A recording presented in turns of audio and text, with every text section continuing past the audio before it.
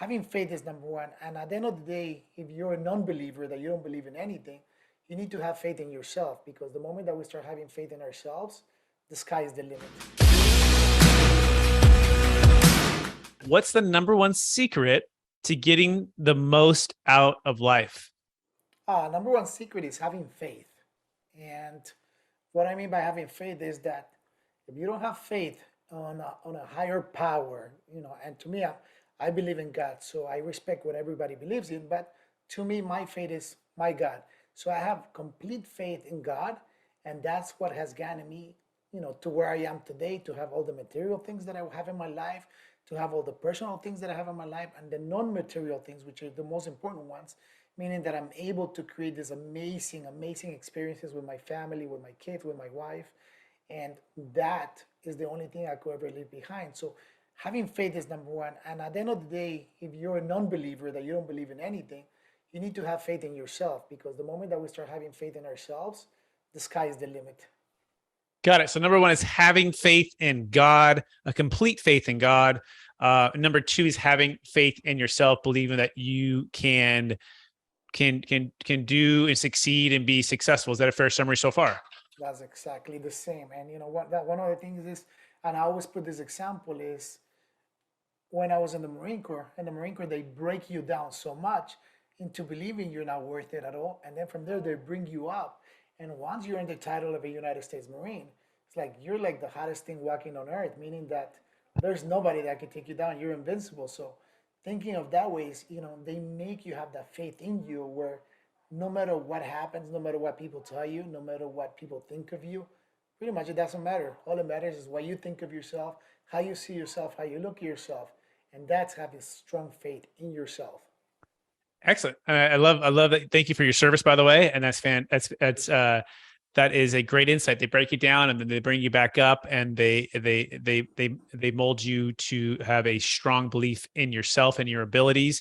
I think that is awesome. So what's the number three secret? Number one is having faith in God. Number two is having faith in yourself. Number three secret to how to get the most out of life. Number three secret is never give up. Don't give up. And a lot of times, a lot of people, and including me, we tend to want to give up on certain things. And I always go back and I give this example that if you really think back when you were a child and you were learning how to ride a bicycle, you started riding the bicycle, you couldn't do it, you fell down, and your dad was there to tell you, or your dad or your mom or whoever was teaching you at the moment, get back up again, dust yourself up, get back up again and try it. And we kept trying and we kept trying and we kept trying until finally we're able to ride a bicycle. And, as time goes by, you ride a bicycle without thinking about it. Now, 40 something years later, 30 something years later, after I learned how to ride a bike, I get on a bike, I don't have to think about it twice, and it's just automatically, right? But what happens to a lot of people is that when times get tough, they tend to give up. They stop working on it, and they never get to the point of learning how to successfully do it. So it's never giving up, because if you go back and think about when you learn how to ride a bicycle or when you learn how to do something as a kid and how many times it took until you become good at it, if you bring that same philosophy to yourself as an adult, you're going to be successful because you're not giving up, meaning that you're going to continue going and going and going until you finally succeed. It's going to take some time, but you're eventually going to make it. I think I actually absolutely love that, and that makes sense. Never to give up and to keep pressing forward. I've also heard it said, Edwin, that there's really two motivators in life. There's pain and there's purpose, right? And at first, we're here, and part of it's just survival, right? And getting, and you have a chance to get the basic necessities of life, and the basic needs of life and basic desires. And pain is that motivator, but pain is not as strong of a motivator as purpose. In fact, pain is just temporary, because once you're through that pain, we tend to relax or coast, right? It's just human nature. And when we relax and coast, and we don't have a clear purpose, then we ultimately start to feel pain again, because part of it is we're not living out our God-given abilities. We're not living to our full potential. And all of a sudden we're finding out that, wait, just because I'm out of pain and I have, the food and maybe the nice car and the home and the, safe community and good education for my kids, it, it can feel empty because it's just so external, right? It's so Yes. external, and versus the internal things that really drive us, which is purpose and meaning and our faith, right? And in building our character and all of the things that move us to purpose or something beyond ourselves. So talk about that correlation. And I want you to go to a place in your life, Edwin, when you were in the pain, but then you moved to purpose. And what was that kind of that tipping point for you? What's that story? What's that moment or that season of your life where everything changed for you? So let's go back, and I love the way that you put pain and purpose, because that's exactly going back into the Marine Corps, because today is my Marine Corps Day topic day. We're getting closer to the Marine Corps birthday, so close to Memorial Day. So let's talk about this.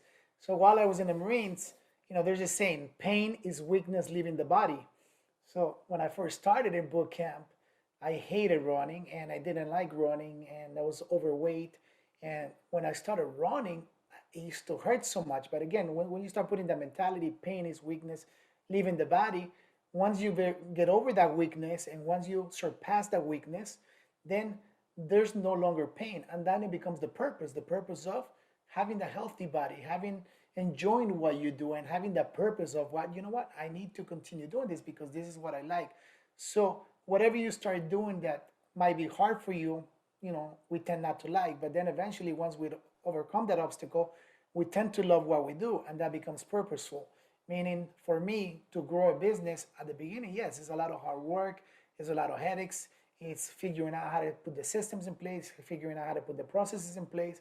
But once I overcome those small obstacles, which is the pain, then it becomes the purpose part. What is the purpose of this business? What do we create? How big do I want it to get? And it's not all about money, it's about, how many people can I employ? Because I know for a fact my purpose is that the bigger my company gets, the more people that I employ, means the more families that I'm able to support, I help out. And that becomes the purpose of some of my businesses. I absolutely love that, how you circled it from starting with your pain and your growth, like such as the Marines and your health, right? Something that was personal. And then you move beyond that to your purpose to be able to, help others, right? And to employ others and to solve those challenges for business owners. So